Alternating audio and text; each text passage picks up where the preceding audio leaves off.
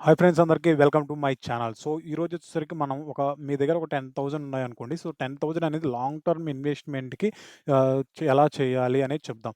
So, ఆ long term investment గాని 10-20 years గాని 10,000 మీరు ప్రాపర్ ప్లానింగ్‌తో ఇన్వెస్ట్‌మెంట్ చేస్తే after 10-20 years maybe you may get 10 lakhs or 20 lakhs maybe other 1 crore దాకా వచ్చే అవకాశాలు కూడా ఉన్నాయండి. సో, అదనేది purely depends upon luck and మనం ఇన్వెస్ట్‌మెంట్ చేసిన కంపెనీస్‌ని బట్టి ఉంటది. ఓకేనా? సో, ఆ ప్లాన్ ఏంటో మీకు ఈరోజు ఈ వీడియోలో చెప్పబోతున్నాను. సో, పూర్తిగా ఈ వీడియో మొత్తం చూడండి. And please support my channel and subscribe and share this channel okay. To all your investors.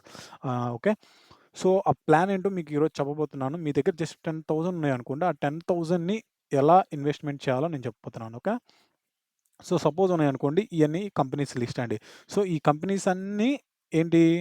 మీరు ఆల్రెడీ అర్థమై ఉంటది మీకు. పైన స్లైడ్ చూస్తే స్టాక్స్ అండర్ 1 ఆర్ఐఎస్. రూ. 1కి బిలో ఉన్న స్టాక్స్‌ని చూపిస్తున్నాను. ఇవన్నీ రూ. 1కి బిలో ఉన్నవి. ఇవే కాదు ఇంకా మీరు సిమిలర్‌గా గూగుల్‌లో ఎక్కడైనా లేదంటే గూగుల్‌లో సెర్చ్ చేస్తే అండర్ రూ. 1 స్టాక్స్ అని చాలా వస్తాయి. సో, అందిట్లలో గూడా కొన్ని ఫ్యూచర్‌లో మంచిగా బెస్ట్‌గా ఉండే స్టాక్స్‌ని మీరు సెలెక్ట్ చేసుకొని, ఆ స్టాక్స్‌లో ఇన్వెస్ట్‌మెంట్ చేయడానికి ట్రై చేయండి. ఓకే. అంతేగాని ఎలా పడితే అలాగే ఏదో అండర్ రూ. 1 కింద ఉందని చెప్పేసి దేన్నో పడితే దాన్నో ఇన్వెస్ట్‌మెంట్ చేయకూడదు. అలా చేసినా కూడా ఆ స్టాక్ అనేది పడిపోయిందంటే మీకు లాస్ వస్తాయి. ఈవెన్ 10,000 అయినా, రూ. 1,000 అయినా మీకు లాస్ అనేది బేర్ చేయాల్సొస్తది. సో, అంత బదులు అండర్ రూ. 1 స్టాక్ అయినా సరే మీరు ప్యూర్‌గా అనాలిసిస్ చేసి ఇన్ ఫ్యూచర్‌లో ఆ కంపెనీకి గ్రోత్ ఉంటది మీకు అని నమ్మకం ఉంటే దాంట్లో ఇన్వెస్ట్‌మెంట్ చేయండి. సో, ఆ ప్లాన్ ఏందో చెప్తున్నాను. ఓకేనా? సో, నెక్స్ట్ స్లైడ్‌కెళ్తే సో, ఈ మధ్య మనం ఒక న్యూస్ గూడా చూసాం చూసారా? Long term investment. వాళ్ళ డ్యాడీ ఎప్పుడో 1,00,000 పెడితే ఇప్పుడు ఆఫ్టర్ ఆహ్, 20, 30 ఇయర్స్ తర్వాత తనకి 80 క్రోర్స్ వచ్చినట్టు. సో, చూసారు గదా! ఈ న్యూస్ గూడా మనం. సో, ఇలాగ లక్ రావాలంటే first of all before that మనం ఇన్వెస్ట్‌మెంట్ చేసి ఉండాల. అట్‌లీస్ట్ 10,000 1,00,000 దాకా ఇన్వెస్ట్‌మెంట్ చేసి అయి ఫర్ లాంగ్ టర్మ్ ఇన్వెస్ట్‌మెంట్ చేసి ఉంచాల.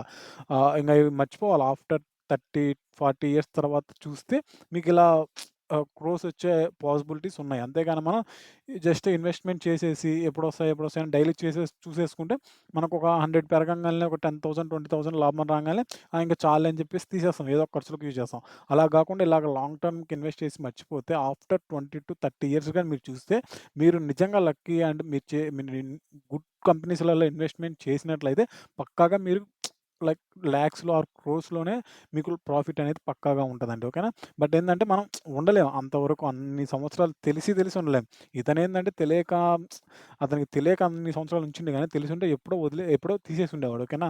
సో, అలాగ తెలియక ఉంచబట్టి అతనికి గూడా ఇంతొచ్చాయి ఇంత అమౌంట్. సో, అలాగా మీకు జస్ట్ ఒక 10,000 మీరు నాయి కాదు అసలు అయిపోయినాయి అని చెప్పేసి ఇన్వెస్ట్ చేసేసి విశ్రాంతి తీసుకోండి. వదిలేయండి దాని గురించి. ఆఫ్టర్ ఒక 30-40 ఇయర్స్ మీ పిల్లలు పెద్దోళ్ళయినాక వాళ్ళకి మ్యారేజ్ అయ్యే టైంలో అప్పుడు ఒకసారి చెక్ చెక్ చేసుకోండి. సో, ఎంత అయినాయి అని చెప్పేసి. ఇంకా ఉంచాలనుకుంటే ఉంచొచ్చు. అది డిపెండ్స్ అపాన్ యువర్ ఇంట్రెస్ట్ ఓకేనా?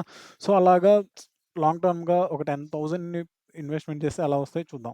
సో, ఒక 10 కంపెనీస్ ఫస్ట్ ఆఫ్ ఆల్ మీరు 10 కంపెనీస్ చూసుకోండి. 10 లేదా మీరు 20,000 ఇన్వెస్ట్‌మెంట్ చేయండి. 20, 30 అంటే మీ మీ ఓపిక అంటే వాటిని కదిలియకూడదు. ఒక లాంగ్ టర్మ్ ఒక 10-20 ఇయర్స్ దాకా కదిలియకుండా ఎంత అమౌంట్ అయితే మీరు ఉంచగలరో అంత అమౌంట్ చేసుకోండి. సో, నేను సపోజ్ ఒక 10,000 నేను కదిలీయకుండా ఉంచగలను. ఒక 20, 30 ఇయర్స్ అయినా అని చెప్పేసి నేను డిసైడ్ అయినా. సో, ఒక 10 కంపెనీస్‌ని మీరు డిసైడ్ చేసుకోండి. అండర్ రూ. 1 కంపెనీస్ ఓకే. అండర్ స్టాక్ రూ. 1 ఉన్న కంపెనీని ఒక 10 కంపెనీస్‌ని మీరు డిసైడ్ చేసుకోండి. ఒకవేళ మీరు ఇన్వెస్ట్‌మెంట్ చేసేది 20,000 అయినా ఈవెన్ 10,000లో కూడా మీరు ఒక్కొక్క కంపెనీలో 2,000 పెట్టండి. ఒకవేళ మీ దగ్గర 10,000 ఉంటే ఒక్కొక్క కంపెనీలో 1,000 పెట్టండి. సో, అలాగా 10 కంపెనీస్ సెలెక్ట్ చేసుకున్న తర్వాత హ్మ్. ఇలా చూసుకోండి. సో, రూ. 1 ఉందన్న స్టాక్ సపోజ్ రూ. 1 ఉందనుకో. ఇంకా కొన్ని స్టాక్సు 0.85 ఉంటాయి.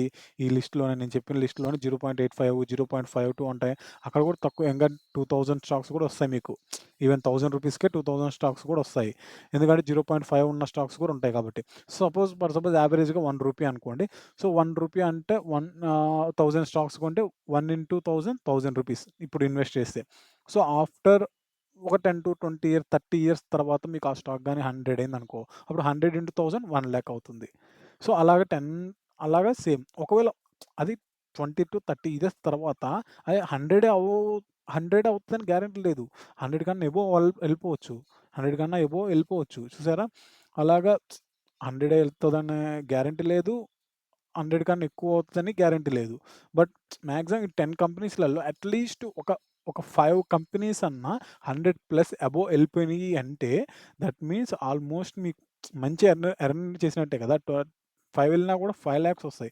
సో, 5,00,000 మీన్స్ నువ్వు ఇన్వెస్ట్‌మెంట్ చేసింది 10,000 అయితే నీకు 5,00,000 వస్తాయి. ఇంకా మీరు మంచి స్టాక్స్‌లో ఫ్యూచర్‌లో 10-20 ఇయర్స్ తర్వాత ఫ్యూచర్‌లో గ్రో ఉండే యాప్స్‌ని మీరు గాని అనలైజ్ చేసి అండర్ రూ. 1 కింద ఉన్నాయి నౌ ఇన్వెస్ట్‌మెంట్ చేస్తే అప్పటికి ఈవెన్ క్రోర్స్‌లో వచ్చే అవకాశాలైతే ఉంటాయండి. బట్ మీరేందంటే కొంచెం అనాలిసిస్ చేయాలి. అవి ఈ అండర్ రూ. 1 ఉన్న స్టాక్స్ ఏ స్టాక్ ఫ్యూచర్‌లో మంచి గ్రోత్ ఉంటదని చెప్పేసి కొంచెం అనలైజ్ చేసి మీరు ఇన్వెస్ట్‌మెంట్ చేస్తే అవి పక్కాగా మీకు మంచి ప్రాఫిట్ వచ్చే అవకాశాలైతే ఉన్నాయండి. ఓకేనా?